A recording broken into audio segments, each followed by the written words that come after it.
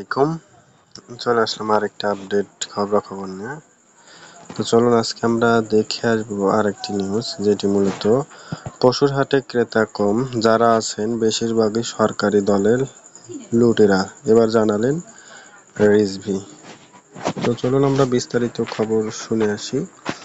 বিএনপির জ্যেষ্ঠ যুগ্ম মহাসচিব রুহুল কবির রিজভী বলেছেন, আনন্দঘন ঈদ, মানুষের মনে সুখ নেই, আনন্দ নেই। উচ্চ মাধ্যমিক ও মধ্যবিত্তরাও এখন অর্থনৈতিকভাবে কাঠঠসা ও তারা কোরবানির দেওয়ার সামর্থ্য হারিয়ে ফেলেছে। কোরবানির পশু হাটে ক্রেতা কম, যারা আছে বেশিরভাগই সরকারি দলের লুটেরা, অবৈধ ও আর্থিক মালিকেরা।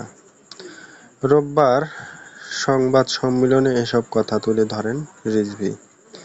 রাজধানীর নয়াপল্টনে বিএনপির কেন্দ্রীয় কার্যালয়ে এ কথা তুলে ধরেন তিনি।